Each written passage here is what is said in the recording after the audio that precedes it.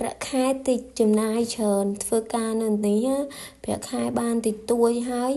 យើងចំណាយច្រើនណាស់បងប្អូនអើយឥឡូវស្អីក៏ឡើងថ្លៃដែរសាឡមហូបកាទៀវអីហូបហ្នឹងសិតតែឡើងថ្លៃទាំងអស់ហ្នឹងដោយសារតាហ្គាសអីគេឡើងថ្លៃអញ្ចឹងសាឡអីក៏ធ្វើមកក៏គេត្រូវឡើងថ្លៃតាមហ្នឹងអញ្ចឹងណាហើយបើទឹកវិញយើងត្រូវទិញទឹកញ៉ាំរាល់ថ្ងៃហ្មងបងប្អូនដោយសារតែក្នុងរោងចក្រហ្នឹងគេដាក់ទឹកឲ្យយើងទេកាលពីមុនឡើយធ្លាប់ដាក់អាទឹកធុងពណ៌ខៀវអាធំមកបងប្អូនធុងហ្នឹងធំមែនទែនហើយដូចជាមានម៉ាស៊ីនចម្រោះតូចមួយអញ្ចឹងណាអាហ្នឹងខ្ញុំអត់សូវយល់ពីគេដែរគេដាក់អាហ្នឹងហើយគេបរហូរចូលធុងមកបើកទឹកញ៉ាំហ្មងប៉ុន្តែអត់មានអ្នកញ៉ាំអីអញ្ចឹងគេក៏លេងដាក់វិញទៅហើយវាអត់រហូតមកប៉ុន្តែធ្លាប់មានម្ដងដែរគេដាក់ទឹកយើងធុងមកដូរមកធុង2005មកបងប្អូនគេធ្លាប់ដូរអាហ្នឹងឲ្យញ៉ាំអញ្ចឹងណាលើកយកមកដាក់នៅក្នុងឡានមួយឡានអីអញ្ចឹងទៅប៉ុន្តែវាចុះពេកដោយសារតែដាក់មកធុងតែមកផ្លែតគឺអស់ហើយពេលអញ្ចឹងបានតែប៉ុន្មានគេលេងដូរឲ្យយើងអញ្ចឹងណាហើយអញ្ចឹងឲ្យអត់មករហូតអញ្ចឹងមកហើយយើងត្រូវទិញទឹកគេញ៉ាំអញ្ចឹងអ្នកខ្លះយកមកពីផ្ទះអញ្ចឹងណាបងប្អូនហើយអ្នកញ៉ាំទឹកច្រើនអីមួយថ្ងៃក៏ទិញអស់3-4ដបធំអីណោះ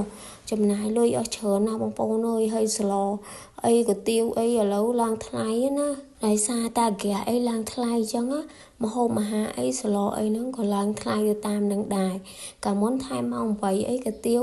តែ3000អីអញ្ចឹងបានញ៉ាំហើយនៅមួយចុកអីតែ2000អីទេ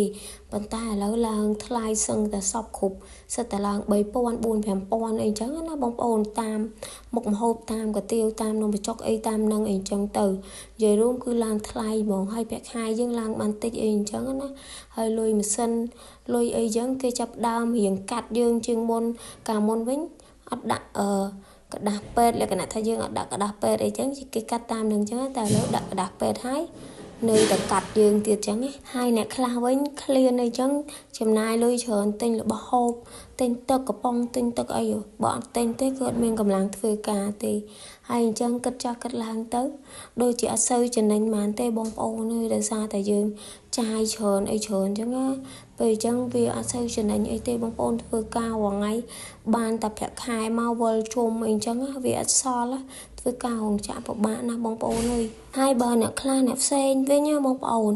ពេលខ្លះគាត់ញ៉ាំទឹកកំប៉ុងមួយថ្ងៃ2ទៅ3កំប៉ុងអី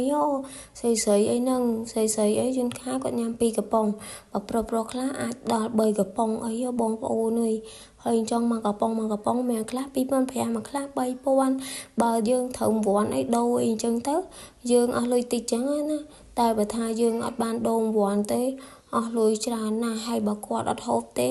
គាត់អត់មានកម្លាំងធ្វើការទេដោយសារតែយើងធ្វើការរាល់ថ្ងៃគឺក្តៅណាបងប្អូនអើយអញ្ចឹងគាត់ចេះតែរកអីតិចហូបអីអញ្ចឹងណាបាក់មែន